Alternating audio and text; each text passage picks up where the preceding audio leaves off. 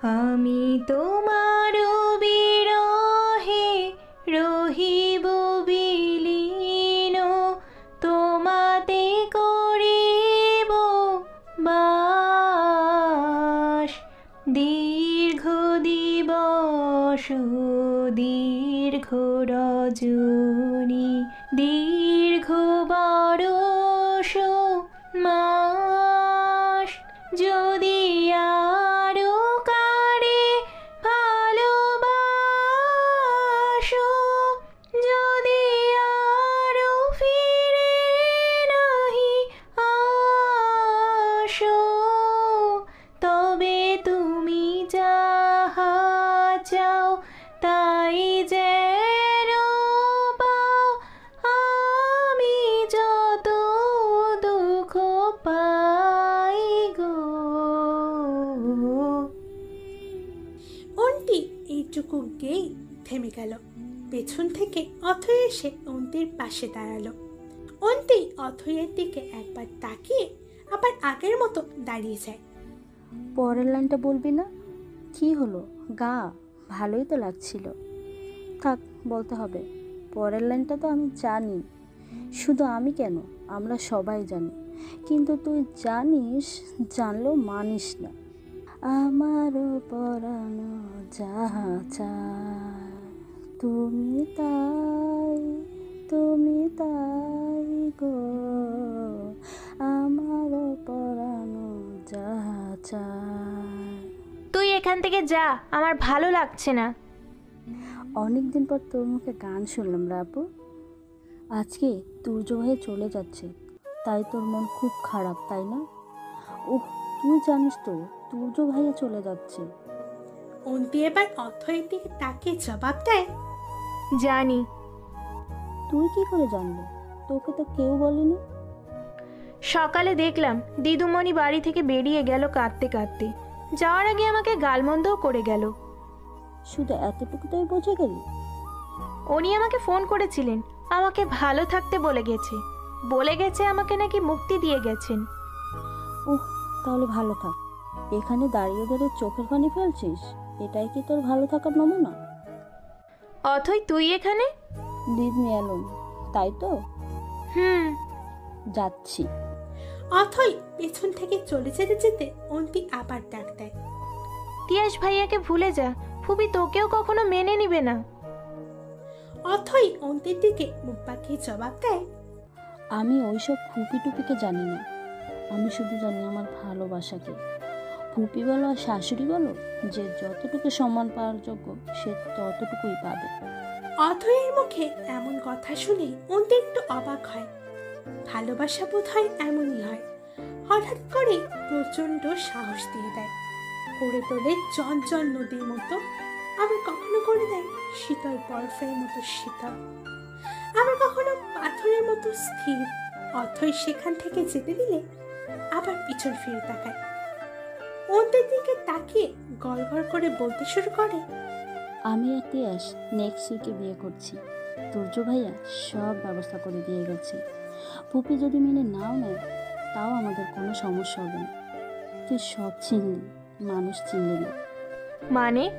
সমস্যাগুলো বুকের ভেতরে চেপে না রেখে উন্মুক্ত করে দিতে হয়, তাহলেই সমাধান পাওয়া যায়। অবশ্য এসব বলে এখন আর লাভ নেই, আসছি আমি। অথৈ এইটুকু বলেই পিছন ফিরে হাঁটা ধরে। এদিকে জিনিয়া ব্যাগপত্র গুছিয়ে তৈরি হয়ে বসে আছে। দুপুর 2টে তাদের ফ্লাইট। বেলা 1টা পার হতে চলল, অথচ তুর্যর দেখা নেই। জিনিয়া তো রাগে ফুঁসছে। তুর্য সে সকাল 9টায় বেরিয়ে গেছে, কোনো এক বন্ধুর সাথে নাকি দেখা করতে যাবে। যাওয়ার সময় সবার কাছ থেকে রীতিমতো বিদায়ও নিয়ে গেছে। জিনিয়াও তুর্যের সাথে যেতে চাইলে সে জিনিয়াকে জানায় বন্ধুর সাথে দেখা করে দুপুরে বাসায় ফিরে খাওয়া দাওয়া করে একসাথে বেরিয়ে পড়বে। জিনিয়াও তুর্যর কথায় রাজি হয়ে যায়, কিন্তু এখন এত সময় পেরিয়ে যেতে দেখে জিনিয়াও আর অপেক্ষা করতে পারে না। তার ধারণা তুর্য তাকে না নিয়ে এয়ারপোর্টে চলে গেছে। জিনিয়া তো রাগে ফোঁস করতে করতে এয়ারপোর্টের দিকে রওনা হয়ে যায়। এদিকে তমসা বেগম আর অন্তির দাদি তো কেটে কেটে একাকার। ছেলেকে যাওয়ার আগে শেষবারের মতো দেখতেও পেল না তারা। কি কপাল তাদের, সব হয়েছে ওই এক মেয়ের জন্য, অন্তি। তন্ময় অন্তি আর তিয়াসের সামনে মাথা নিচু করে দাঁড়িয়ে আছে। অন্তি বিছানায় বসে ফুপিয়ে ফুপিয়ে কাঁদছে।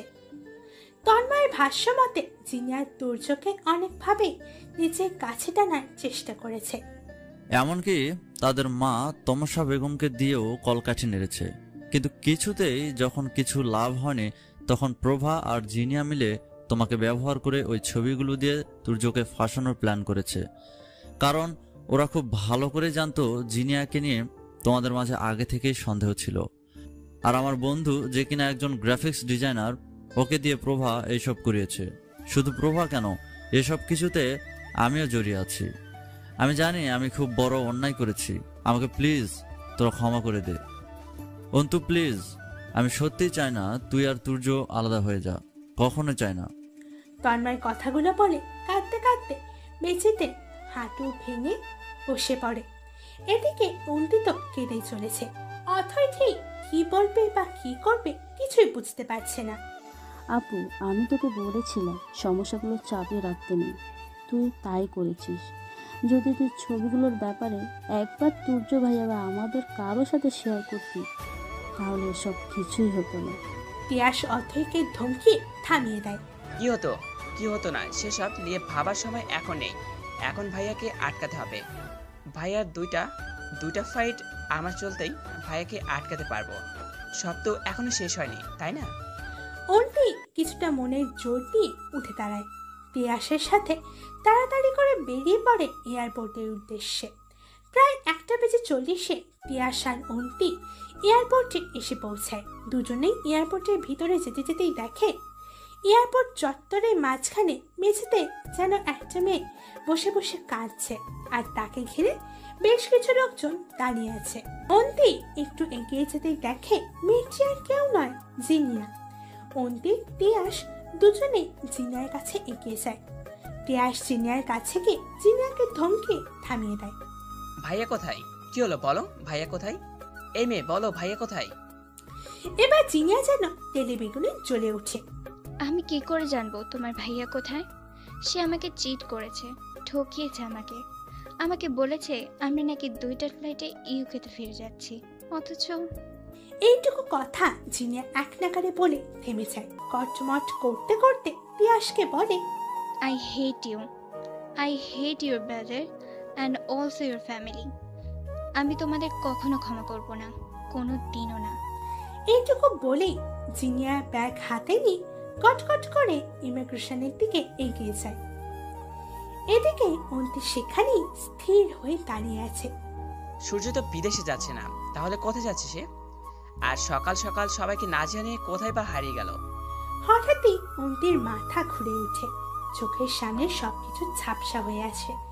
অন্তি আর দাঁড়িয়ে থাকতে পারে না, ওইখানেই জ্ঞান হারিয়ে পড়ে যায়। ততক্ষণে তন্ময় আর অথৈও সেখানে চলে এসেছে।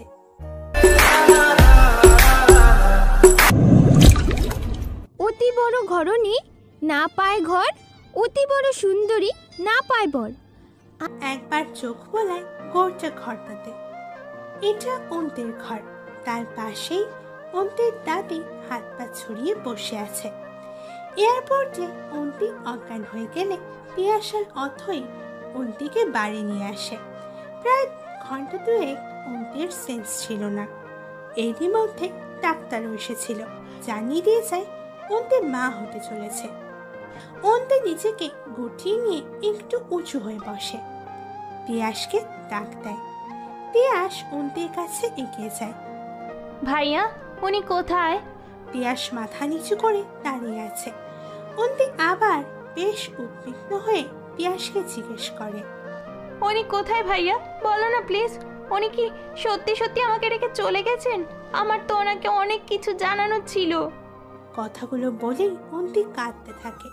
তিয়াস চুপ করেই আছে।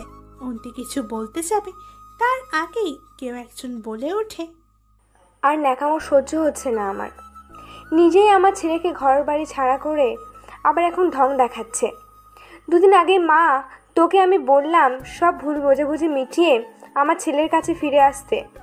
তুই তো মুখের ওপর না না কথা শুনিয়ে দিলি, আবার সোজা বলে দিলি আর নাকি ফিরবি না। এখন আবার কি হলো তোর? আমার ছেলেকে নিরুদ্দেশ করে এবার স্বাদ মিটেছে তোর? তমসা বেগমের এহেন আচরণ দেখে সবাই অবাক।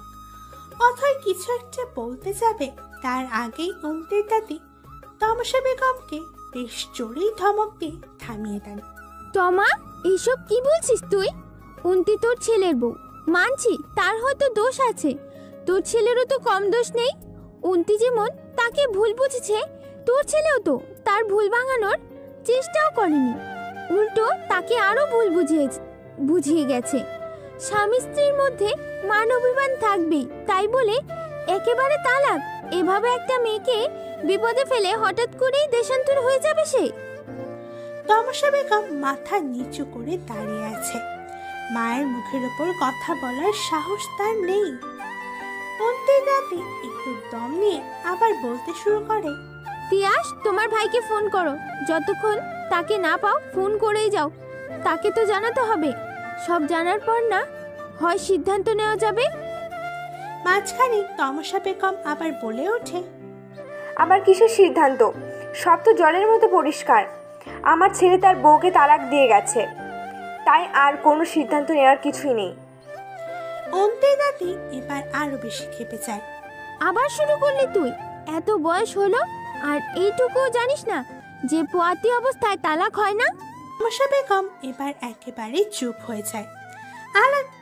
আর বলার মতো কিছুই খুঁজে পাচ্ছে না সে। অন্তের দাদি আবার বলতে শুরু করে, বিয়ে দুজন মানুষকে এক সুতোয় বেঁধে দেয়।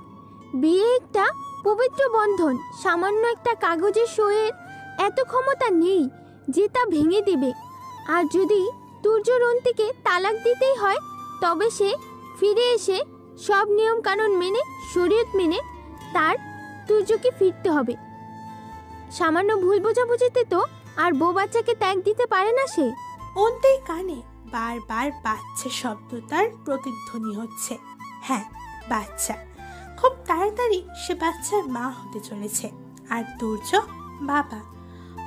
অথচ যে বাবা হতে চলেছে সে নিজে জানে না এসবের কিছু, জানানোও হয়ে ওঠেনি অন্তের অভিমানগুলো ছিল বড্ড বেশি গভীর, আকাশ ছোঁয়া। সে যে প্রেগনেন্ট তা সে বেশ কয়েকদিন আগেই টের পেয়েছিল। বারবার তুর্যকে বলতে গিয়েও বলতে পারেনি। ওই যে অভিমান বড্ড শক্ত একটা জিনিস। অন্তি না পেরেছে তুর্যকে জানাতে, না পেরেছে পরিবারের অন্য কোনো সদস্যকে এই বিষয়ে কিছু বলতে। সেদিনের পর থেকে তুর্য একেবারে নিখোঁজ। বন্ধু বান্ধব থেকে শুরু করে যত আত্মীয় স্বজন ছিল বাসার কাছে খোঁজ নেওয়া হয়ে গেছে, তবে তুর্যর কোনো খোঁজ নেই। ওইদিকে ওই দিনের প্যাসেঞ্জার লিস্টেও তুর্যর কোনো এন্ট্রি ছিল না। মাঝে কেটে গেছে প্রায় 8 মাস। অন্তির ভরা পেট। ইতিমধ্যে তিয়াসার অথয়ের ব্যাপারে সব জানাজানি হয়ে গেছে। এবার তমসা বেগম সাফ জানিয়ে দেয় ওই পরিবারের কোনো মেয়েকেই সেই ঘরে তুলবে না।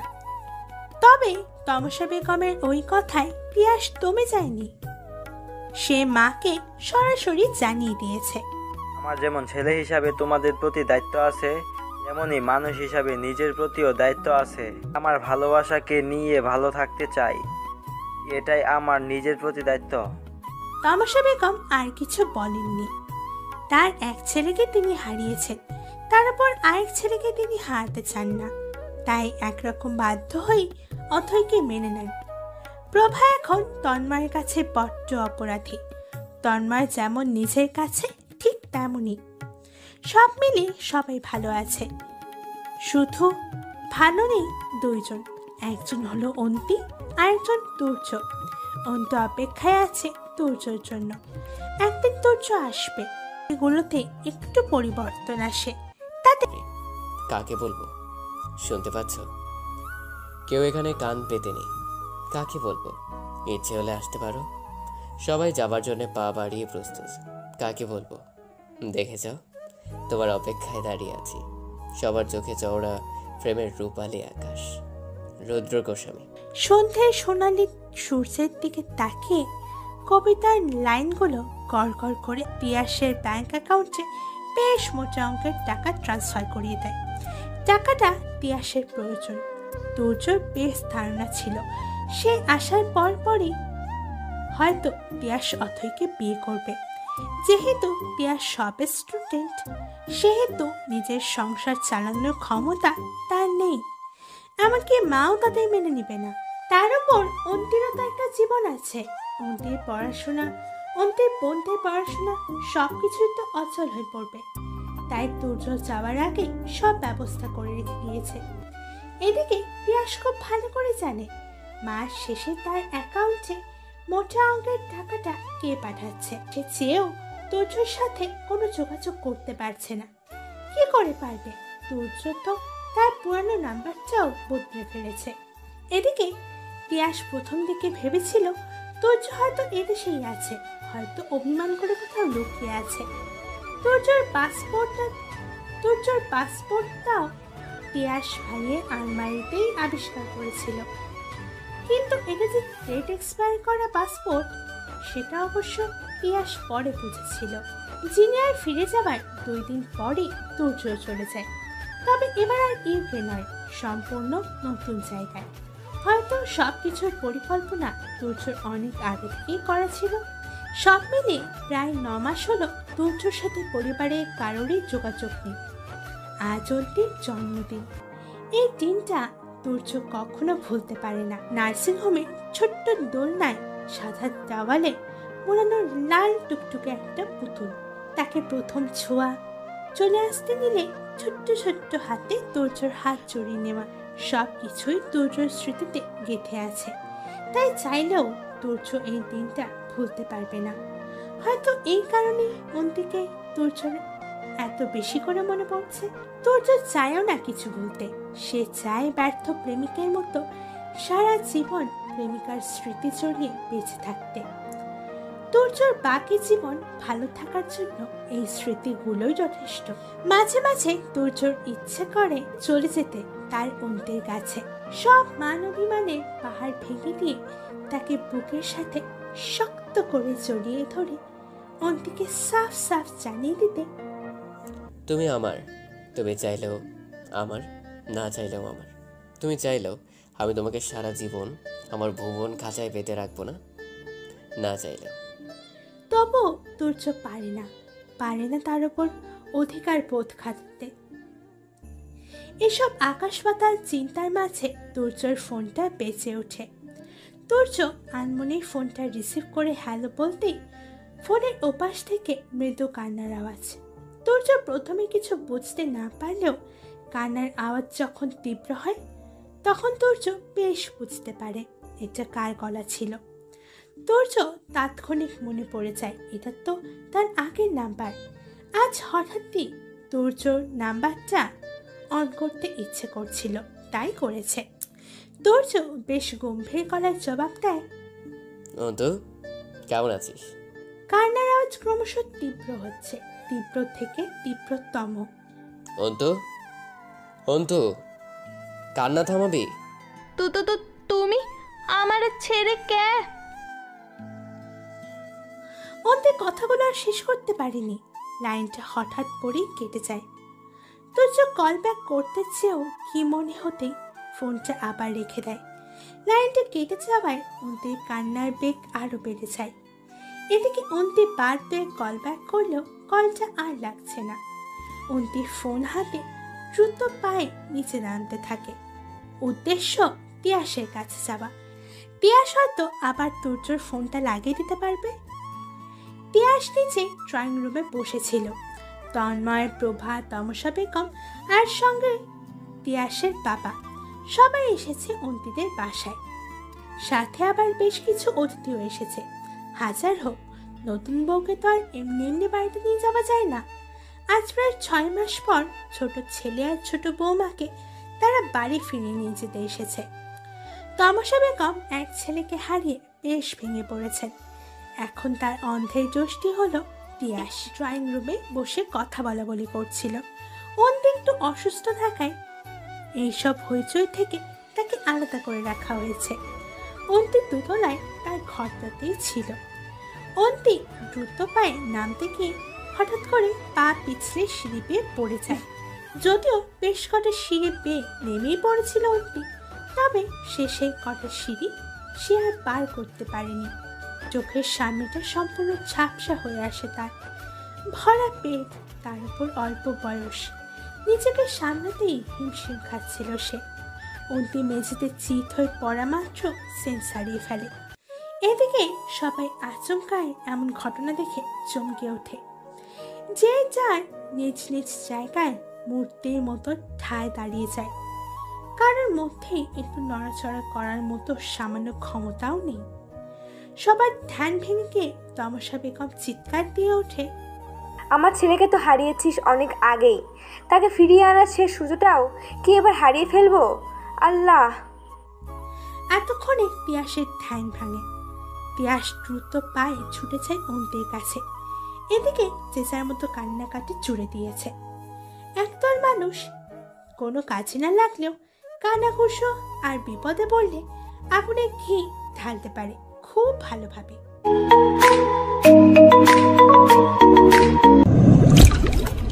ছেলেকে তো হারিয়েছি অনেক আগেই, তাকে ফিরিয়ে আনার শেষ সুযোগটাও কি এবার হারিয়ে ফেলবো? আল্লাহ! এতক্ষণে পিয়াসের ধ্যান ভাঙে। পিয়াস দ্রুত পায়ে ছুটে যায় অন্তির কাছে। এদিকে যে যার মতো কান্নাকাটি জুড়ে দিয়েছে। কেউ কেউ তো কানাঘুষো শুরু করে দিয়েছে। তাদের কথা মতো আজ বাদে কাল বউয়ের বাচ্চা হবে, অথচ ছেলে তো একবার বউকে দেখতেও এলো না। তার উপর অনেকেই তো কাঁদতে কাঁদতে হেদিয়ে মরছে। এই বাচ্চার দায়িত্ব কে নেবে? ছেলে তো বউ রেখে কোনো এক বিদেশি মেয়েকে নিয়ে ভেগেছে। একদল মানুষ কোনো কাজে না লাগলেও কানাঘুষো আর বিপদে পড়লে আগুনে ঘি ভালোই ঢালতে পারে খুব ভালোভাবে। তবে দুর্ভাগ্যবশত বেশিরভাগ ক্ষেত্রেই সেই একদল মানুষের খাতায় নাম লেখায় আমাদের খুব কাছের আত্মীয় স্বজনরা। আত্মীয় শব্দটা 3 অক্ষরের হলেও তার অর্থটা বেশ বৃহৎ। আত্মীয় হলো তারাই যাদের সাথে আত্মার সম্পর্ক থাকে। তবে বর্তমানে সম্পর্কগুলোর নাম একই থাকলেও অর্থগুলো পাল্টে গেছে। পিয়াসার অথই অন্তিকে তুলে নিয়ে গাড়িতে বসিয়ে দেয়। দুজন মিলেই রওনা হয় হসপিটালের উদ্দেশ্যে। তমসা বেগম সাথে যেতে চাইলে পিয়াস স্পষ্ট জানিয়ে দেয়, না, অন্তি তোমাদের কেউ হয় না, অন্তির বাচ্চা। তমসা বেগম শুরু করে দেয় তার ভুবন জুড়ানো ভাষণ। বাচ্চাটা কি অন্তির একার, নাকি ওই বাচ্চাটা আমার ছেলের? যদি বাচ্চার কোনো ক্ষতি হয় তখন আমিও হাসপাতালে যাব। এবার পিয়াস যেন রাগে ফেটে পড়ে। না, অন্তি তোমাদের কেউ হয় না, অন্তির বাচ্চা। বেবিটা শুধুমাত্র অন্তির একার।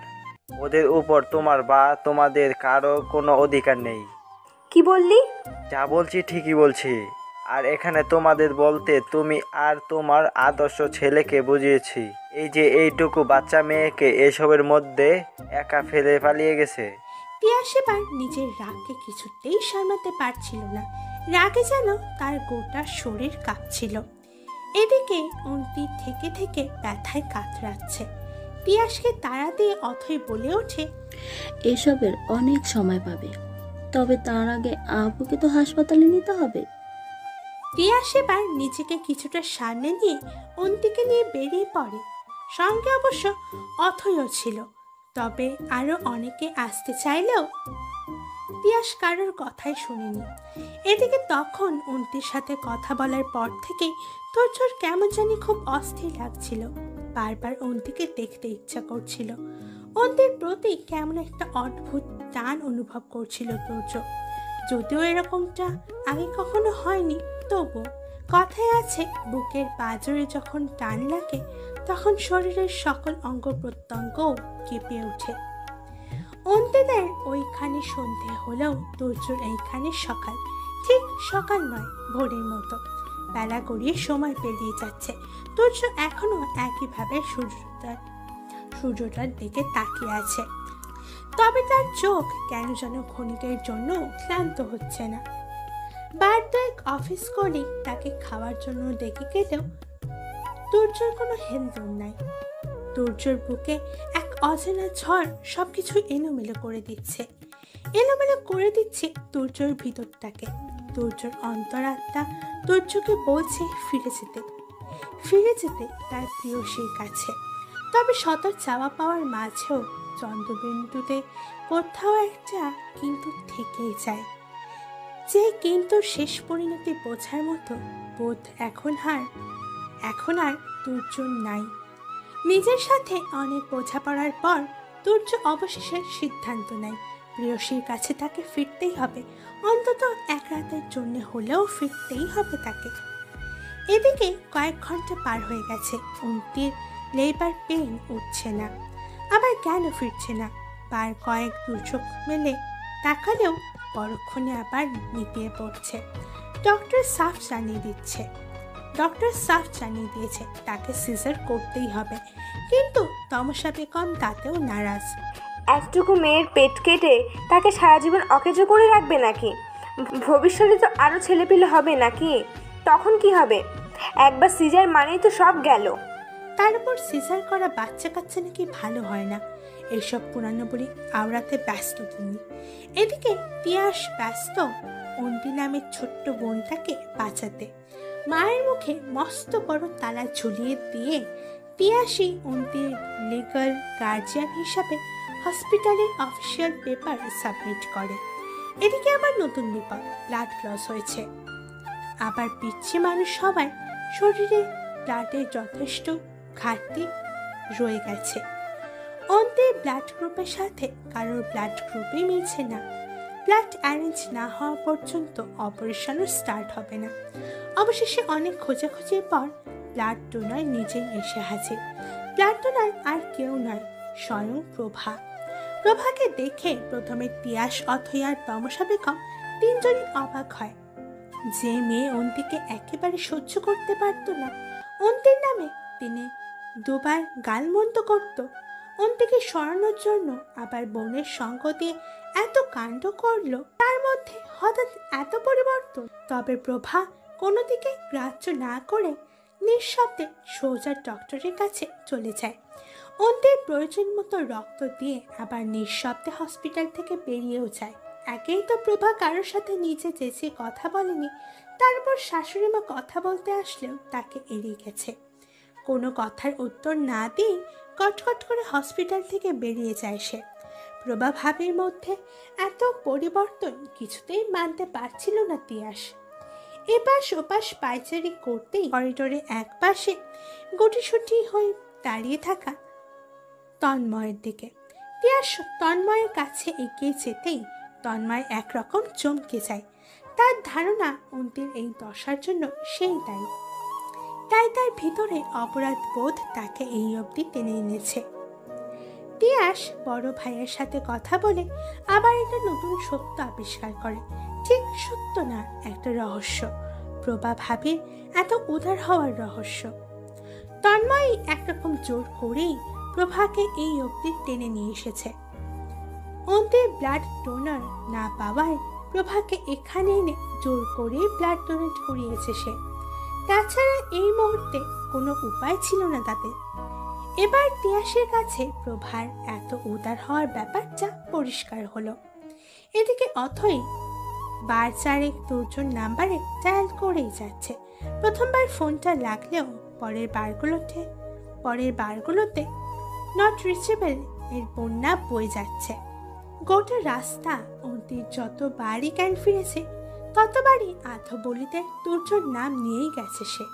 তুর্যকে ফোন করে বারবার হতাশ হওয়া অথৈ আশা ছেড়ে দিলেও চেষ্টা ছাড়ছে না।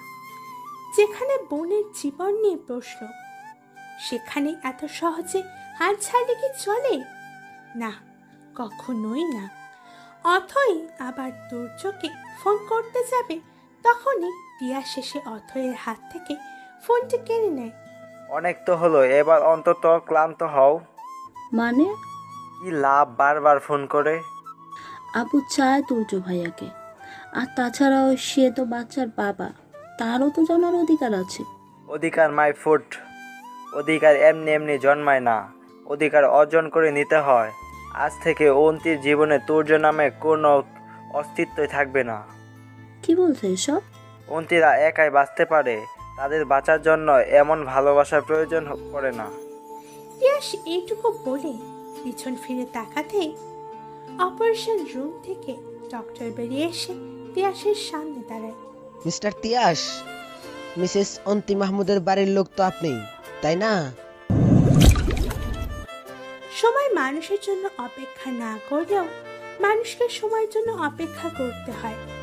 মানুষকে অপেক্ষা করতে হয় সঠিক সময়ের জন্য। যদি মানুষ সময়কে থামিয়ে রাখতে পারত, তাহলে হয়তো মানুষকে দুঃখের পাঠ কখনোই পড়তে হতো না। কিন্তু আফসোস, সময়ের চাবিকাঠি কারোর হাতেই নেই। সে নিজের গতিতে বয়ে চলেছে, কখনো ভালো তো কখনো খারাপ। এদিকে সময়ের স্রোতে গা ভাসিয়ে অন্তি পার করে ফেলেছে তার বিবাহিত জীবনে 5টি বছর। আজ তাদের 5ম বিবাহ বার্ষিকী। দিনটা অন্য মেয়েদের কাছে যেমন স্পেশাল হয়, অন্তির কাছে তার চেয়ে অনেক বেশি। অন্তির জীবনের এক অনাকাঙ্ক্ষিত অধ্যায় শুরু হয়েছিল এই দিনটার মাধ্যমে। তবে সব ভালো খারাপের মধ্যে দিয়ে সবাইকে ঘুরে দাঁড়াতে হয়।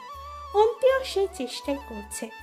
অন্তি এখন মেডিকেল কলেজে ডক্টরি পড়ছে। আপাতত সে 3য় বছরের স্টুডেন্ট। অন্তি তাড়াতাড়ি ক্লাস শেষ করে একরকম ছুটেই বাড়ি আসছিল। ক্লাসে আজ একটু বেশি দেরি হয়ে গেছে।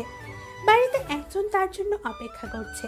সময়ের একটু এদিক ওদিক হলেই অন্তিকে একেবারে নাজেহাল করে ছাড়বে। অন্তি তাড়াতাড়ি বাড়িতে এসে দরজায় বেল বাজাতেই অর্ণা, মানে অন্তির একেবারে ছোট বোন, দরজা খুলে অন্তির সামনে দাঁড়ায়। চুলগুলো একেবারে এলোমেলো হয়ে আছে। গালের বাঁ পাশটায় 2 আঙ্গুলের আঁচড়ের দাগ। অন্তি অর্ণার গালে হাত বুলে জিজ্ঞেস করে, অনা, তোর গালে কি হয়েছে? অনা কাঁদো কাঁদো মুখ করে অন্তিকে উত্তর দেয়, আপু, তোর আসতে দেরি হচ্ছিল বলে আমি একটু ওর কাছে গেলাম। ভাবলাম হয়তো রাগটা কমেছে। আমি গিয়ে দেখলাম তুই গাল ফুলিয়ে বসে আছে। তারপর আমি ওকে একটু খেলতে ডাকলাম, ও এলো না। আমি ওকে একটু মজা করেই বললাম, না খেললে ওর সব আইসক্রিম খেয়ে নিব। তারপরেই ও বাঘের মতো আমার দিকে এগিয়ে এসে আমাকে আঁচড়ে দিল। কথাটা বলে অর্ণা আবার কেঁদে দেয়। অন্তি মুচকে এসে অর্ণাকে কাছে টেনে নেয়। তোর কি দরকার ছিল ওকে রাগানোর? আমি আবার রাগ করলাম কই? তোর মেয়ে তো সবসময় রাগ নাকের ডগায় উঠে থাকে। কিছু বললেই রাগগুলো দুম করে নাক থেকে মাথায় চলে যায়। একদম বাপকা বেটি হয়েছে। তুর্য ভাইয়া তো এমনই ছিল, একটু রেগে গেলে আগুন হয়ে যেত। অর্ণা কথাটা বলেই জিভে কামড় দেয়। কি বলতে কি বলে ফেললো সে। তোর অন্তি আর কথা না বাড়িয়ে অর্ণাকে নিয়ে নিজের ঘরের দিকে হাঁটা ধরে। অন্তির মেয়ে তিতির, 4 বছর বয়স। সেদিন অনেক কমপ্লিকেশনের মাঝেই তিতিরের জন্ম হয়। আল্লাহ না চাইলে হয়তো সেটা সম্ভব ছিল না। তবে আল্লাহ মাঝে মাঝে মানুষকে নিজের হাতেই অনেক কিছু দেন। অন্তিকেও দিয়েছে বেঁচে থাকার একটা নতুন মানে। সব খারাপের সাথেই কিছু কিছু ভালো থাকে, যা খারাপগুলো থেকে বাবা খারাপ লাগাগুলোকেও আড়াল করে দেয়। অন্তির জীবনে তিতিরও অন্তির জীবনে তেমনই একজন। এদিকে অর্ণা সবে 7ম শ্রেণীতে উঠেছে। সেই সুবাদে অর্ণা আর তিতিরকে সমানই ধরা হয়। আবার এই বাড়িতে সবচেয়ে লড়াকুও দুজনেই। সবসময় দুজন কিছু না কিছু নিয়ে লেগেই থাকে। আবার দিন শেষে দুজনের কেউই কাউকে ছাড়া এক মুহূর্তও থাকতে পারে না। অন্তি অর্ণাকে সাথে নিয়ে ঘরের ভিতরে যেতেই দেখে তিতির বারান্দার রকিং চেয়ারে বসে বসে দোল খাচ্ছে। অন্তিকে ঘরে আসতে দেখে তিতির মুখ ঘুরিয়ে নেয়। ছোট খালামণি, তুমি মাম্মামকে বলে দাও। মাম্মাম কি ভুলে গেছে যে আজকে তার দিদি পাখি স্কুলে ইউনিফর্ম নিয়ে যাওয়ার কথা ছিল? অর্ণা একটু নাক টেনে তিতিরকে বলে, আমি দিদির সাথে কথা বলবো না, আমি খুব রাগ করেছি। অন্তির সাথে সাথে মনে পড়ে। তিতিরের যেতে অন্তি তিতিরকে একটা কিন্ডারগার্টেন স্কুলে নার্সারি ক্লাসে ভর্তি করে দিয়েছে। আপাতত অথয় তিতিরের স্কুলেই টিচার হিসেবে কাজ করছে। সেই সুবাদে পুচকে তিতিরের ভর্তিতে কোনো সমস্যা হয়নি। অন্তি তিতিরের কাছে গিয়ে তিতিরকে জড়িয়ে ধরে। মামামের সব মনে, দেখো আমি এটা কি এনেছি। কথাটা বলেই তিতিরের দিকে একটা ব্যাগ এগিয়ে দেয়। তিতির খুশি হয়ে ব্যাগটার দিকে হাত বাড়াতেই অন্তি হাত সরিয়ে দেয়। ছোট খালামণিকে সরি বলো, বলো বলো। খালামণি ব্যথা পেয়েছে, দেখো দেখো। তিতিরকে আঙুল দিয়ে অর্ণার গাল দেখিয়ে দেয়। তিতির সাথে সাথে অর্ণার কোলে লাফিয়ে উঠে অর্ণার গালে গুনে গুনে 5টা চুমু দেয়। খালামণি, তোমাকে দুধ দিয়ে দিয়েছি, সব ঠিক হয়ে যাবে। সাথে সাথে অর্ণাও হেসে তিতিরকে জড়িয়ে ধরে। এদিকে এয়ারপোর্টের ইমিগ্রেশন ক্রস করে বাইরে বেরিয়ে আসে তুর্য। গুনে গুনে 5 বছরের কাছাকাছি সময় সে এদেশ থেকে দূরে সরে আছে। বলতে গেলে নিজের পরিবার পরিজন সবকিছুর থেকে দূরে সরে আছে সে। দূরে বললে ভুল হবে, সবকিছুকে ত্যাগ করে ওই অচেনা শহরে পা রেখেছিল সে। আজ আবার এই চেনা শহরে ফিরতে হচ্ছে তাকে। তবে এই শহরে আবার ফিরে এলেও পরিবারের কাছে ফিরবে কিনা সেই নিয়ে যথেষ্ট দ্বিধাদ্বন্দ্বে আছে সে। যদিও নাইট শিফটের ফ্লাইট ছিল, তাই তুর্য সরাসরি বাড়ি না গিয়ে একটা হোটেলে ওঠে। মূলত বিশ্ববিদ্যালয়ের একটা কনফারেন্সে তাকে অ্যাটেন্ড হতেই হবে। একেবারে বাধ্য বলেই তুর্য এই চেনা শহরে আবার পা রাখল। আজ তিতিরে প্রথম দিন স্কুলে। অদ্ভুতভাবে আজ স্কুলে এক বিশেষ প্রোগ্রাম আছে।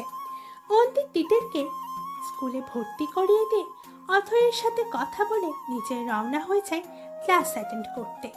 ক্লাস শেষ করেই আবার ফিরে আসবে। অন্তি অবশ্য এরকম অনুষ্ঠানে থাকতে চায়নি, কিন্তু তিতিরের জেদের সামনে অন্তিও দাঁড়াতে পারে না। এদিকে এসে থেকেও একবারের জন্য দু চোখের পাতা এক করতে পারেনি তুর্য। অতীত যে বড় সর্বনাশা, চাইলেও কি তাকে মুছে ফেলা যায়? তুর্যর এক মন বলছে অন্তিকে একবার দূর থেকে হলেও দেখে আসতে। হয়তো তার কাছে যাওয়া যাবে না, হয়তো তাকে ছুঁয়ে দেখা যাবে না, তবু একবার চোখে দেখা তো দেখা যাবে। অন্তত দৃষ্টির পিপাসা তো মিটবে। কিন্তু তুর্য চাইলেও এই সিদ্ধান্ত নিতে পারছে না। অন্তিকে অন্য কারোর সাথে দেখার মতো ক্ষমতা তার নেই। যদি সাগর অন্তির সাথে দেখা না করতে দেয়, কিংবা অন্তি নিজে থেকেই আড়ালে থেকে যায়, তখন এই মুহূর্তগুলোর সম্মুখীন হওয়ার সাধ্য তুর্যর নেই। তাই এমন দোকানা সকালে তুর্য কফি হাতে দাঁড়াতে তুর্যর ক্লাস ফ্রেন্ড এসে হাজির। কনফারেন্সে তাকেও ইনভাইট করা হয়েছে। তুর্য বেস্ট ফ্রেন্ডকে দেখে বেশ খুশি হয়। অনেকদিন পর তোর সাথে দেখা। প্রায় 3 বছরের মতো। লন্ডনে একটা সেমিনারে দেখা হয়েছিল, অবশ্য ফোনে তো যোগাযোগ আছে। তা ঠিক। তো আজ সারাদিন কি করছিস? সেমিনার কনফারেন্স তো বিকেলে। কিছুই না, নাথিং, আপাতত বসেই আছি। তাহলে চল। কোথায়? আমার বউয়ের ছোট্ট স্কুলটাতে। কিসের স্কুল? ভুলে গেলি? ওর শখ মেটানোর জন্য একটা ছোট্ট কিডস স্কুল খুলে দিয়েছিলাম। অবশ্য আজ স্কুলটা বড় হয়ে গিয়েছে। তবুও বাই দ্য ওয়ে, আজ স্কুলের প্রতিষ্ঠা বার্ষিকী, সাধারণভাবে আমাকে যেতেই হবে। ভাবলাম তুইও চল একবার, ফাংশনে গেস্ট হিসাবে অ্যাটেন্ড করলে তোরও ভালো লাগবে। After all you loves kids. Turya হেসে বলে, কিডস? চলে যাওয়াই যায়, গেলে অবশ্য মন্দ হয় না। তাহলে রেডি হও ম্যান। Only 5 minutes. ডান। বাহ, তুমি তো বেশ ভালোই আছো দেখছি। স্বামী সন্তান, হ্যাপি ফ্যামিলি। মানে? অন্তু, তুমি এত তাড়াতাড়ি আমাকে ভুলে গেলে কি করে? কিসের কম ছিল আমার বলো? অন্তি অবাক হয়ে তাকিয়ে আছে তুর্যর দিকে। তুর্যর চোখের দিকে তাকিয়ে সে যেন নিজের ভাষা হারিয়ে ফেলেছে। স্কুল অডিটোরিয়ামে সবাই বসে আছে। অথই তিতিরের হাতে ইয়া বড় একটা চকলেট ধরিয়ে দিয়ে তিতিরকে একটা চেয়ারে বসিয়ে দিয়ে একটু ওদিকে তার ক্লাসের বাচ্চাদের কাছে যায়। বাচ্চারা বেশ হইচই করছিল, তাদের শান্ত করতে হবে। এদিকে অন্তি আবার দেরি করে ফেলেছে তিতিরের কাছে। তিতির তো নাক মুখ কালো করে বসে আছে। অনেকক্ষণ মেজো খালামণিকে না দেখতে পেয়ে ছোট্ট তিতির এদিক ওদিক তাকায়। এবার একটু ঘাড় ঘোরাতেই চোখ পড়ে দরজার দিকে। সেখানে আরো কিছু বাচ্চাদের সাথে ফুল হাতে নিয়ে অপেক্ষা করছিল অথই।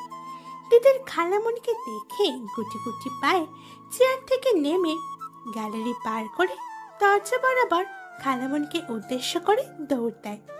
তখনই এন্ট্রি হয় দুর্যোগ। ছোট্ট তিতির ছুটি দুলিয়ে দুলিয়ে দৌড়ানোর সময় কোনো দিকে তাকায় না, তাই অসাবধানতায় ধাক্কা খায় দুর্যোর সাথে। সাথে সাথে উপর হয় ধপ করে নিচে পড়ে যায়। তিতির নিচে পড়তেই হাতের চকলেটটা নিচে পড়ে যায়। তিতির পায়ে ব্যথা পেয়েছে, হাঁটু ছিলে গেছে। এদিকে দুর্য নিচু হয়ে তিতিরের সামনে বসে পড়ে। সরি, বেশি ব্যথা পেয়েছ? আমি আসলে দেখতে পাইনি। আর তুমিও তো এভাবে কেউ দৌড় দেয় নাকি? খানিক্ষণ চুপ থেকে তিতির একবার মাটিতে পড়ে থাকা চকলেটটার দিকে তাকালে লাল হয়ে যাওয়া হাঁটুর দিকে। এবার সে দুর্যোর দিকে তাকিয়ে ফুল স্পিডে কান্না জড়ে দেয়। এতক্ষণ কাজে ব্যস্ত থাকা অথয়ের কানে তিতিরের গলা যায়। অথই একরকম ছুটে ছুটেই আসে তিতিরের কাছে। ততক্ষণে তিতিরকে দুর্যোগ কোলে তুলে নিয়েছে। নানা রকম কথা বলে তাকে চুপ করানোর চেষ্টা করছে। আর তিতির চকলেট মাখানো হাতে দুর্যোর কলার জড়িয়ে ধরে কেঁদেই চলেছে। মাঝে মাঝে দু একটা কিল ঘুষিও মারছে। সবাই তো অবাক এত দুর্য তিতিরের কাণ্ড দেখে। তবে সবচেয়ে বেশি অবাক হয়েছে অথই। সে যেন নিজের চোখে বিশ্বাসই করতে পারছে না।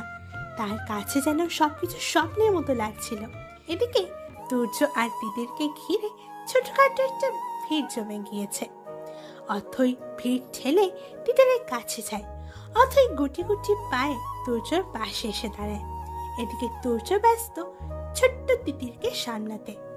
অথইকে দেখে তিতির আরো জোরে চিৎকার করে ওঠে, ও খালামণি, ও খালামণি, দেখো না, এই লোকটা আমাকে ধাক্কা মেরে ফেলে দিয়েছে। আমার চকলেটটাও মেরে দিয়েছে, আমাকে ব্যথা দিয়েছে।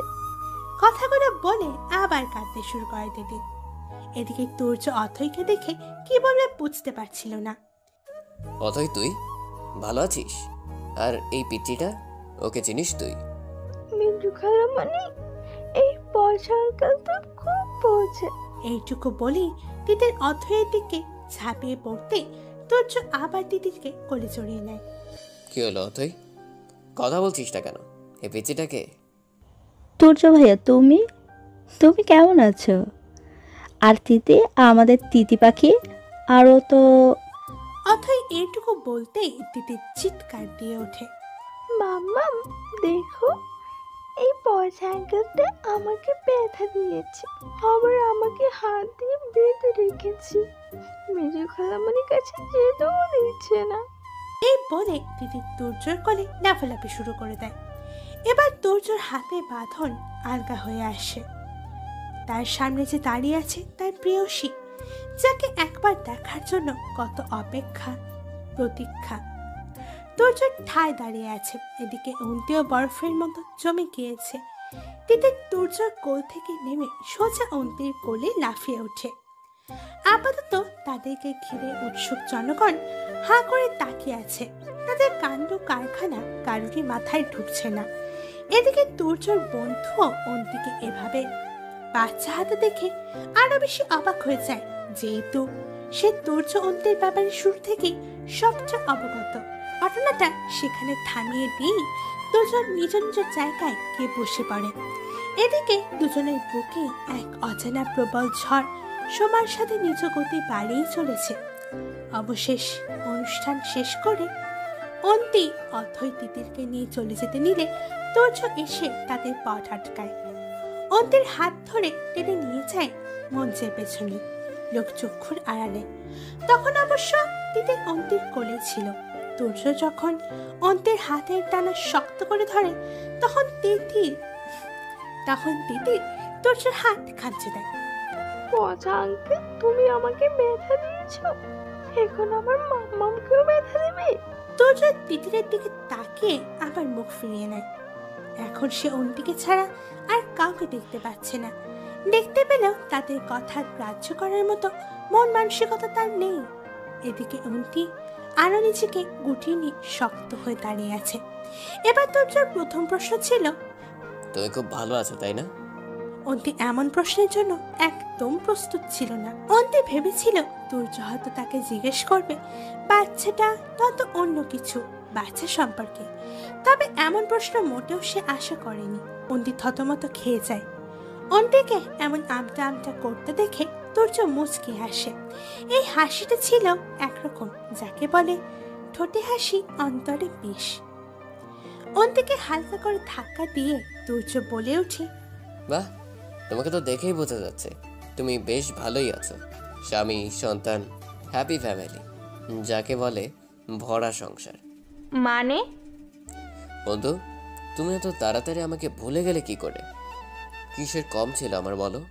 আমি তো পারিনি স্বার্থপর হতে, আমি তো পারিনি একটা মুহূর্তের জন্য তোমাকে বলতে। তাহলে তুমি কেন হলে, কেন ভুলে গেলে আমাকে? এরকম একটা সংসার, বাচ্চা, তুমি, আমি আর আমাদের এরকম একটা মেয়ে তো আমাদেরও থাকতে পারতো। কিন্তু তুমি কি সব ভুলে গেছো? কি বলেছি আমি? কিছু বলিনি, না তোমার কথা না তোমার সাগর ভাই। ও সরি, এখন তো আর সে তোমার ভাই নেই, অন্য কিছু। তুর্য, তুমি সেই দিন মানে সেই রাতের কথা ভুলে গেছো? ও তো তিতির, ও তো। কিসের রাত দিনের কথা বলছো তুমি? এবার অন্তি একটা ঢোক গিলে চোখের পানি মুছে তুর্যকে জবাব দেয়, আপনি হয়তো আমাকে ভোলেননি, তবে আপনার জীবনে আমার গোটা অস্তিত্বটাকেই ভুলে গিয়েছেন। কি? দয়া করে আমার সাথে এমন অশুভতা করবেন না, না হলে আমি লোক ডাকবো। ভুলে যাবেন না আমি আপনার এক্স ওয়াইফ, আমাদের ডিভোর্স হয়ে গেছে। সেই সুবাদে আমাদের উপর আপনার কোনো অধিকার নেই। কথাটা বলেই অন্তি তিতিরের হাত ধরে সামনের দিকে হাঁটা শুরু করে। তিতির এতক্ষণে ভয় জড়সড় হয়ে এক কোণে দাঁড়িয়েছিল। অন্তি তিতির গুটি গুটি পায়ে এগিয়ে যায় সামনে দিকে, যে তাদের জন্য অপেক্ষা করছে এক নতুন ভোর। এদিকে তুর্য দেওয়ালের সজোরে বাড়ি দিয়ে চিৎকার করে বলে, divorce my foot, you damn. সম্পর্কের গুরুত্ব মানুষের চেয়ে বেশি কে বা বোঝে, তবে সমস্যা হলো কখনো কখনো এই মানুষই সম্পর্কগুলোকে এতটাই জটিল করে ফেলে যে তখন সম্পর্কগুলোকে পর্বত সমান ভার মনে হয় এই সম্পর্কহীন আনারী জীবনটাই হয়তো মুক্তির একমাত্র পথ। অন্তির অবস্থাও হয়েছে ঠিক একই মতো। এতদিন সে অপেক্ষা করছিল তুর্যর জন্য, কবে তুর্য ফিরবে, আর কবে তার কাছে ক্ষমা চাইবে, আর কবে বা সবকিছু গুছিয়ে নেবে। অথচ এখন তাদের সম্পর্ক এতটাই জটিল থেকে জটিলতর রূপ নিয়েছে যে তারা দুজনের কেউই চেয়েও সবকিছু আগের মতো করতে পারছে না পারছে হারানোর সময়গুলোকে ফিরিয়ে আনতে। অন্তি যদি পারত তাহলে সময়টা বদলে ফেলত, ফিরে যেত সেই সুন্দর সাজানো গুছালো সম্পর্কে, যেখানে তুর্য নিজের বুক পেতে রাখত আর অন্তি সুযোগ বুঝে লাফিয়ে পড়ত সেই উন্মুক্ত বুকে। আর তুর্য সে তো ব্যস্ত থাকতো তার প্রিয়তমাকে শক্ত করে হৃদয়ের মাঝে। এদিকে তুর্য তুর্যর জায়গায় ঠিক, ওদিকে অন্তি অন্তির জায়গায় ঠিক। যে যার নিজ নিজ জায়গায় নিজের ভুলগুলো দেখতেই পাচ্ছে না। মানুষ এমনই হয়, কেউ নিজের দোষ দেখতে পায় না, সবাই অন্যের দোষগুণ নিয়ে মেতে থাকতে পছন্দ করে। এদিকে ছোট্ট তিতির পড়ে গেছে এক অদ্ভুত চিন্তায়, তার ছোট্ট মাথায় এসবের কিছুই ঢুকছে না। স্কুলে পৌঁছা আঙ্কেলের সাথে মাম্মামের অমন ঝগড়া, আঙ্কেলটা আবার মাম্মামের হাতেও ব্যথা দিয়েছে। এদিকে আবার আঙ্কেলের সাথে ঝগড়া করে এসে মামামও সেদিকে কেড়েই যাচ্ছে। এইসবের অর্থ কি? ছোট্ট তিতির বারবার একে ওকে প্রশ্ন করছে, আবার মাম্মামকেও সরাসরি প্রশ্ন করছে, তবে কেউ তাকে কোনো উত্তর দিচ্ছে না। এদিকে তমসা বেগম ছেলে ফেরার খবর পেয়ে সরাসরি হোটেলে হানা দিয়েছে, যে করেই হোক ছেলেকে তার বাড়ি ফিরিয়ে আনতেই হবে। তমসা বেগম হোটেলে গিয়ে কেঁদে কেটে বান এনেছে। মায়ের কান্নার কাছে অবশেষে তুর্য পরাজিত হয়ে বাড়ি ফিরে আসে। বলতে গেলে তুর্য নিজে থেকেই বাড়ি ফিরতে চেয়েছে অন্তির কারণে। তুর্যকে নিয়ে তমসা বেগম বাড়ি ফিরতেই তুর্যকে দেখে সবাই অবাক। সবচেয়ে বেশি অবাক তিয়াস। তুর্য সবার সাথে কুশল বিনিময় করে তিয়াসের কাছে এগিয়ে যেতেই তিয়াস তুর্যকে এড়িয়ে যায়, একটু অবাক হয়। আবার তিয়াসের কাছে এগিয়ে যেতেই তিয়াস তুর্যকে সোজা সাপটা জবাব দেয়। আমি তোমার কাছে অনেক ঋণী। শুধু আমি কেন, আমি, অন্তু আর মামার গোটা পরিবার তোমার কাছে অনেক ঋণী। তুমি নিশ্চয় সেই ঋণের শোধ তুলতে এসেছ। তুর্য একটু অবাক হয়ে তিয়াসকে উত্তর দেয়, কিসের ঋণ? ভাই কি বলছিস এসব? যা সত্যি তাই বলতেছি। আমি একটা চাকরির চেষ্টা করতেছি। যদি সে চাকরি হয় তাহলে আর তোমাকে টাকা দিতে হবে না। কি? যাদের তুমি স্বীকারই করো না তাদের খরচ দিবে কেন তুমি? মানে? তমসা বেগম দুই ভাইয়ের কথাবার্তা সেখানেই থামিয়ে দেন। তিয়াস আর কথা বাড়ায় না। অথয়ের মুখে স্কুলের ঘটনাটা আগা থেকে গোড়া পর্যন্ত সম্পূর্ণটা সে শুনেছে। তিয়াস এই মুহূর্তে আর তুর্যর সাথে কথা বাড়ায় না, হনহনি বেরিয়ে যায়। একেই তো সে তুর্যর ওপর বড্ড অভিমান করে আছে, তার উপর অন্তির আর তিতিরের সাথে এমন অন্যায় বেচারা তিয়াস কিছুতেই মানতে পারছে না। তিয়াসের এমন ব্যবহারে তুর্য ভীষণ ঘেটে আছে। যে তিয়াস ভাই বলতে অজ্ঞান, সেই তিয়াসই এতদিন পর ভাইকে দেখেও না দেখার ভান করছে। ব্যাপারটা তুর্যর বড্ড চোখে লাগে। রাতের ডিনারটাও তিয়াস নিজের ঘরে করেছে। তুর্য কোনো রকমে একটু খেয়ে সোজা তিয়াসের ঘরে যায়। তুর্যকে ঘরে আসতে দেখে অথই মাথায় ঘোমটা টেনে নেয়। অথয়ের এমন আচরণে তুর্য একটু মুচকে হাসি দেয়। অথই, তুই অনেক বড় হয়ে গেছিস। তোরা দুজনে অনেক বড় হয়ে গেছিস। অথয়কে কিছু বলতে না দিয়ে তিয়াস নিজেই বলে ওঠে, পরিস্থিতি মানুষকে বড় করে দেয়। যাই হোক, তুমি হঠাৎ আমার ঘরে কেন আসতে পারি না? অবশ্যই, কিছু বলবে? তুর্য তিয়াসের কথার উত্তর দিতে গিয়েও থেমে যায়। অথয়ের দিকে তাকায়। অথয় আর সেখানে না দাঁড়িয়ে বেরিয়ে যায়। তোমরা কথা বলো, আমি আসছি। অথয় বেরিয়ে যেতেই তুর্য তিয়াসকে নিয়ে বারান্দায় চলে যায়, একটা সিগারেট ধরায়। কেমন আছিস? কোনো অসুবিধা হচ্ছে কি? অসুবিধা একদমই না। বড্ড অভিমান করে আছিস তোরা আমার উপর, তাই না? তুমি কি অভিমান না করার মতো কিছু করেছ? অতটুকু একটা মেয়েকে ওই অবস্থায় ফালিয়ে রেখে তুমি কি করে পালিয়ে যেতে পারলে ভাই? তুমি নাকি ওকে ভালোবাসো? এই তোমার ভালোবাসা? তুই কি অন্তির কথা বলছিস? অন্তি ছাড়া আর কেই বা আছে যে তার কথা বলবো? ও ভালো আছে, দিব্যি সুন্দরভাবে সংসার করছে। ভালো তো আমি নাই, একটুও ভালো নেই, হয়তো কখনো থাকবো না। ভাই, তোমাকে জাস্ট কিছু বলার নেই আমার। তুমি তো কিছু জানো না, শুধু শুধু নিজের ভুল ধারণা নিয়ে পড়ে আছো। মানে কি? জেনে কি করবে বলো? সময়গুলো কি আর ফিরে পাবে যা তোমরা নষ্ট করেছো? সব সম্পর্কে ভুল বোঝাবুঝি থাকবে, মান অভিমান থাকবে, তবে ভালোবাসার চেয়ে মান অভিমানের গুরুত্ব বেশি দিয়ে ফেলেছো তোমরা। তাই তোমরা কেউ ভালো নেই, না তুমি, না অন্তু, না তোমাদের তিথির। তিয়াস, আমি কিছু বুঝতে পারছি না। তিথির, ওই পিচিটা কেউ? তিথির একটাই পরিচয়, তিথির পাখি শুধু অন্তর মেয়ে। সমাজের সাথে ওকে তো বাবার নামে পরিচয় দিতেই হবে, তাই না? শুধুমাত্র সমাজের কাছে বৈধতা প্রমাণ দেওয়ার কারণে ওকে ওর বাবার সাথে পরিচয় করিয়ে দেওয়া হয়েছে। তাছাড়া ওর উপর তোমার বা এই পরিবারের কোনো অধিকার নেই। হোয়াট? বাবার নাম তুর্য মাহমুদ।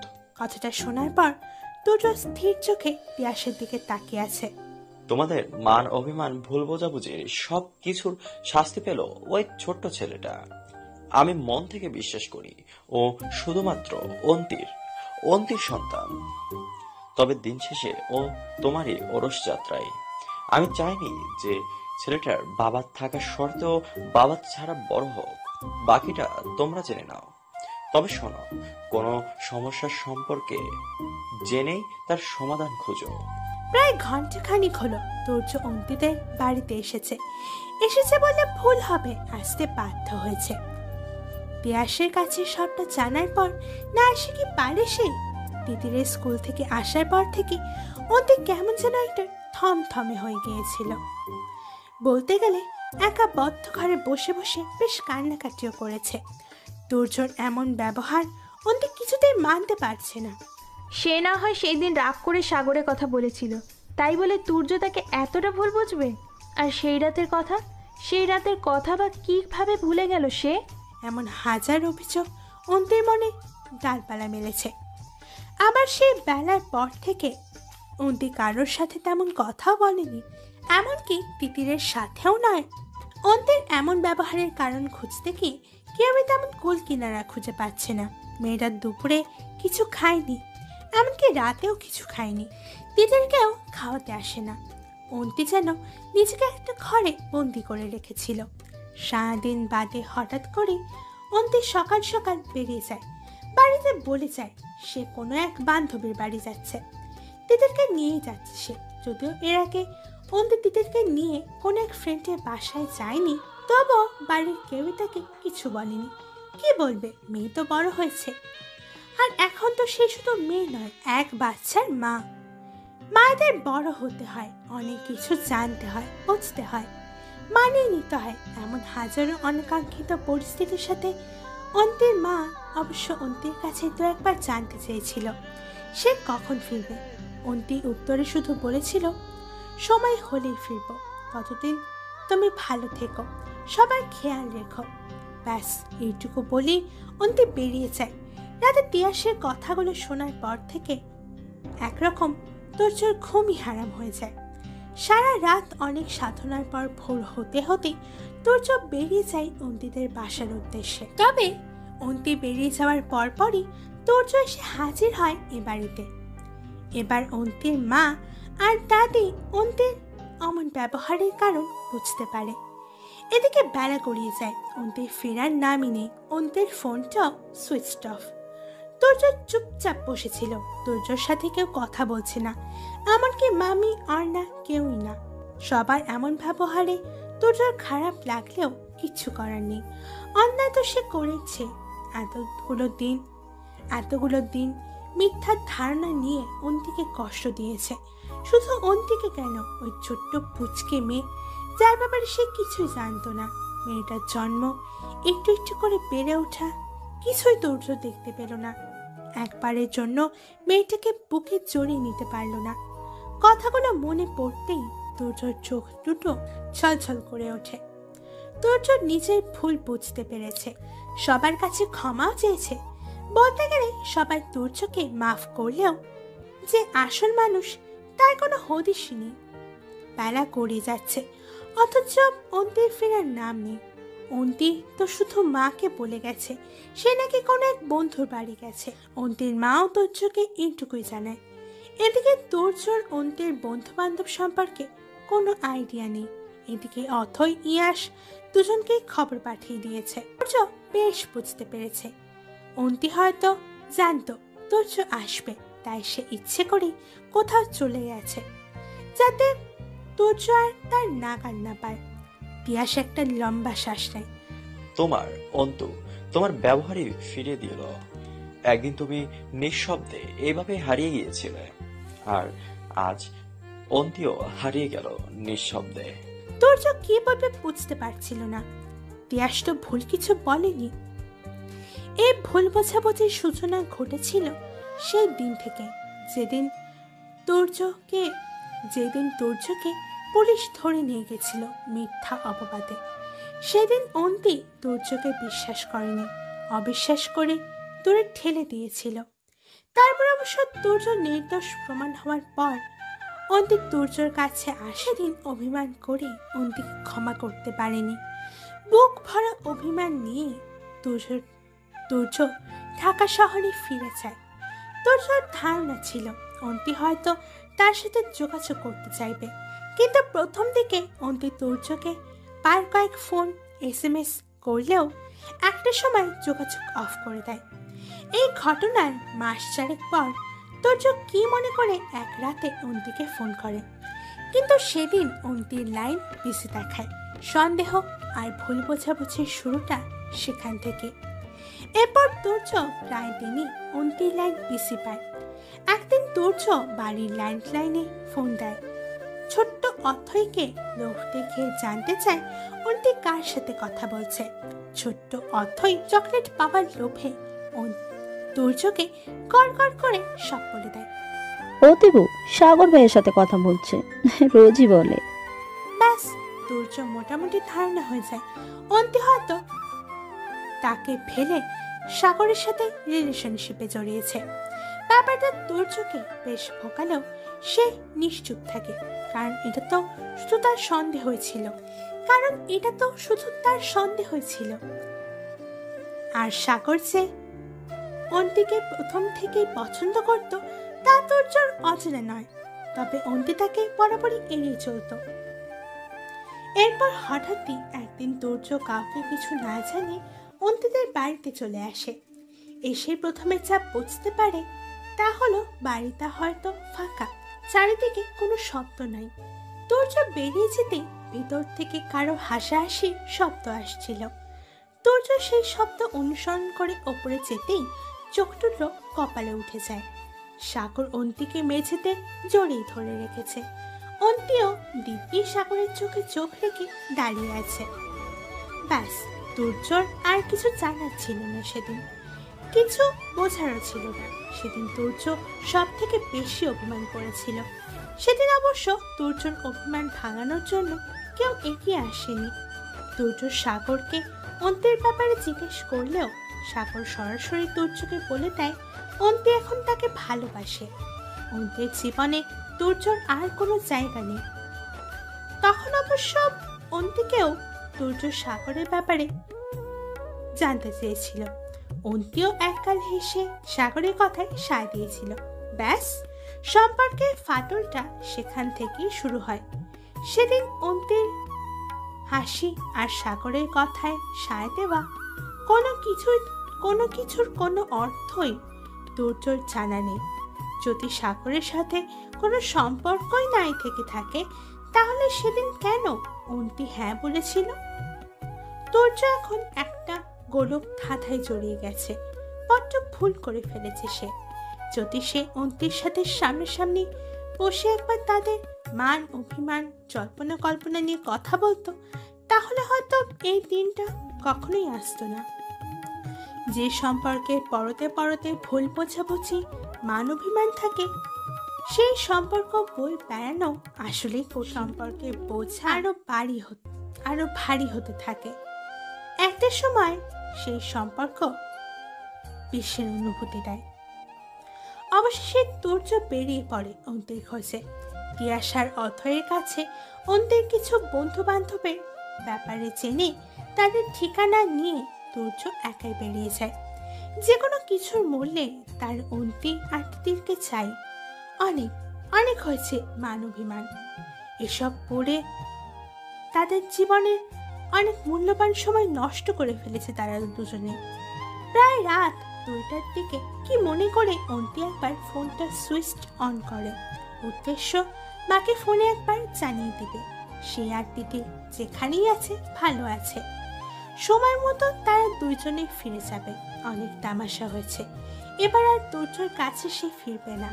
অন্তত তুর্য চলে না যাওয়া পর ঠিক নেই। ভাইয়ার একমাত্র শেষ ইচ্ছা সে মরার আগে তার একমাত্র বাচ্চা আর মেয়ে আর ভালোবাসার মানুষকে একবার হলেও দেখবে, একটু ছোবে। অন্তত একবার চোখের দেখাতে হলেও তুই ফিরে আয়। একজন মৃত্যুর পথযাত্রী মনে করে তুই তার জীবনের শেষ ইচ্ছাটা পূরণ কর। মেসেজটা দেখে অন্তি স্পিচলেস হয়ে গেছে। গোটা মেসেজটাতে একবার চোখ বোলানোর পরপরই আর একটা মেসেজ আসে।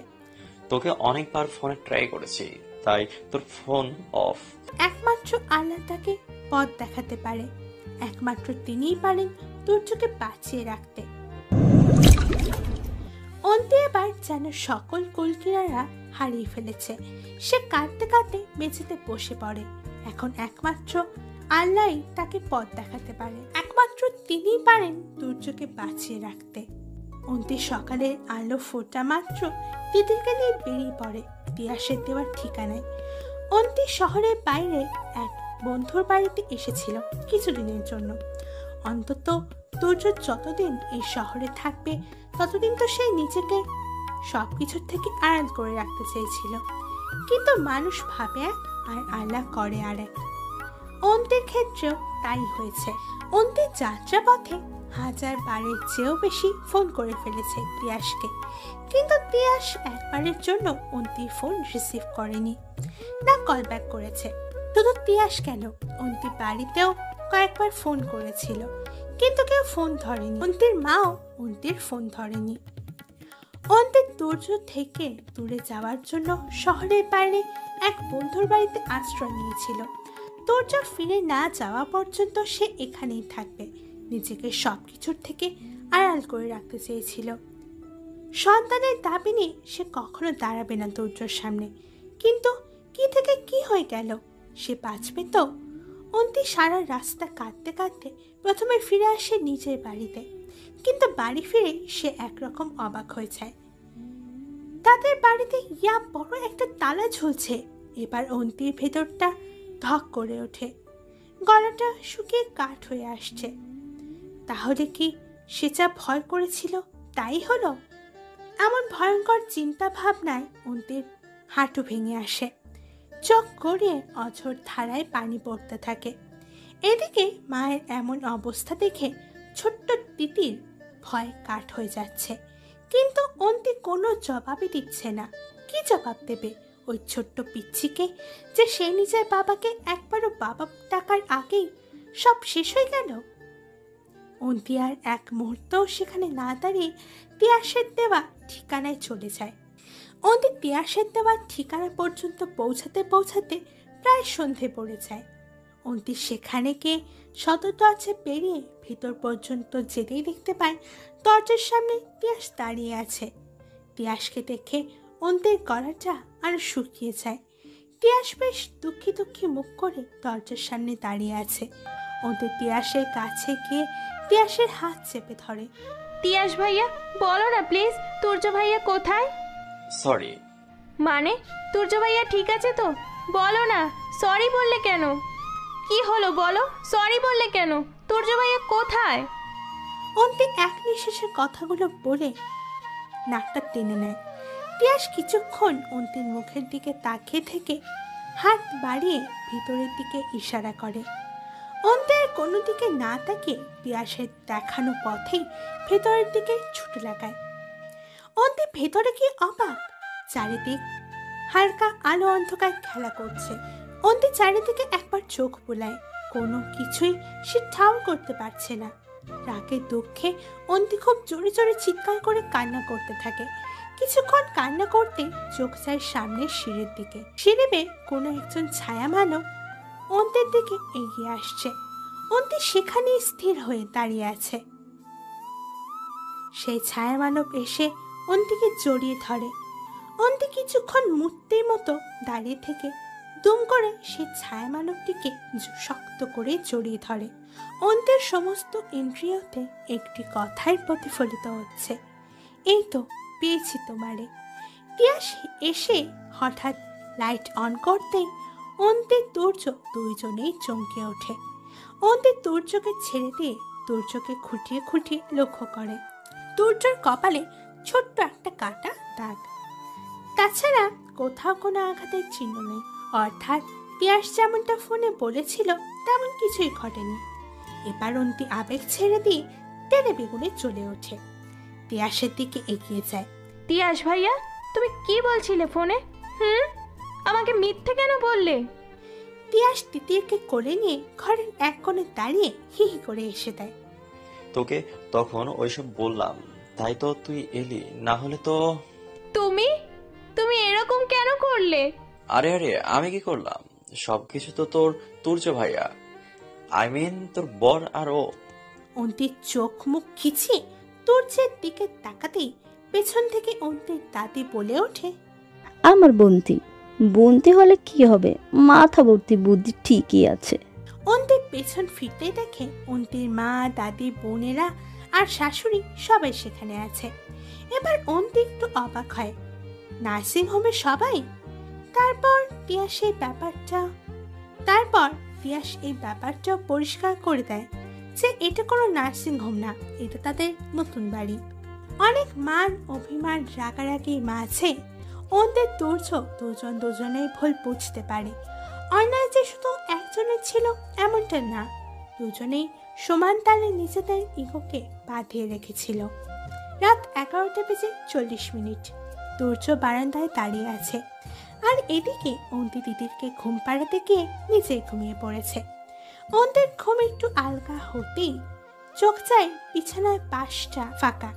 যদিও আজ দুর্য অন্তের একসাথে থাকার কথা, কিন্তু দুর্য নেই। অন্তি দিদিরকে রেখেই একটু উঠে দাঁড়াতেই দুর্য বারান্দায় দাঁড়িয়ে স্মোক করছিল। অন্তি দুর্যর দিকে তাকিয়ে দুর্যকে বলে ওঠে, আমার মতো আমাদের মেয়েরও কিন্তু স্মোক অ্যালার্জি আছে। ও সরি, আমি আসলে, কিন্তু তুমি এখানে কি করছিলে? তুমি না ঘুমায় গিয়েছিলে? ও, তুমি কি এখানেই থাকবা নাকি? না তো, আমি যাচ্ছি। আসলে আই লাভ ইউ। এতগুলো বছর তোকে ভালোবেসেছি, তোর কাছে আছে, তবে কখনো তোকে বলা হয়নি। অন্তি অবাক হয়ে দুর্যর দিকে তাকিয়ে আছে। দুর্য অন্তির দিকে হাত বাড়িয়ে দেয়। অন্তিও হাত বাড়িয়ে দিতেই দুর্য অন্তিকে নিজের সাথে জড়িয়ে নেয়। আমাকে ক্ষমা করে দিস, অনেক কষ্ট দিয়েছি তোদের, তবে আর কোনোদিন তোদেরকে কাঁদতে দিব না, কথা দিলাম। অন্তি দুর্যকে জড়িয়ে ধরে। মাঝে কেটে গেছে বেশ কিছুদিন। সবকিছু স্বাভাবিক হলেও তিতির অস্বাভাবিক। দুর্যের সাথে প্রথম মানিয়ে নিতে কষ্ট হলেও এখন দুজনে বেশ ভাব হয়ে গেছে। আজকাল তিতির দুর্যকে ছাড়া না খেতে চায় না ঘুমাতে। অন্তি পড়ে গেছে মহাবিপদে। মাঝরাতে দুই বাবা মেয়ে মিলে লুকিয়ে লুকিয়ে আইসক্রিম খাওয়া, আবার সুযোগ বুঝে স্কুল ফাঁকি দিয়ে লং ড্রাইভে যাওয়া, কোনো কিছুই বাদ দিচ্ছে না তারা। তবে মাঝে মাঝে তিতির রেগে গেলে দুর্যকে পচা আঙ্কেল ডেকে ফেলে। এতে অবশ্য তিতির মজা পেলেও দুর্য খুব কষ্ট পায়। তবে কিছু করার নেই। বর্তমানে তিতিরকে পাইকে তার যে কোনো আবদার রক্ষা করার জন্য তার পাপা চলে এসেছে। এখন আর কেউ তার দিকে আঙুল উঁচিয়ে বলবে না তোর বাবা নেই, তুই তো কখনো তোর বাবাকে দেখিসনি। দুর্য এখন তিতির আর অন্তিকে জীবনের সবচেয়ে আনন্দময় সময় উপহার দিতে চায়। আজকাল তিতিরাই নতুন বায়না শুরু হয়ে গেছে। তার নাকি একটা ভাই লাগবে, তাও আবার 2 দিনের মধ্যে। ভাবা যায় এইসব? অন্তের মাঝে মাঝে খুব হাসি পায় বাবা মেয়ের কাণ্ড দেখে।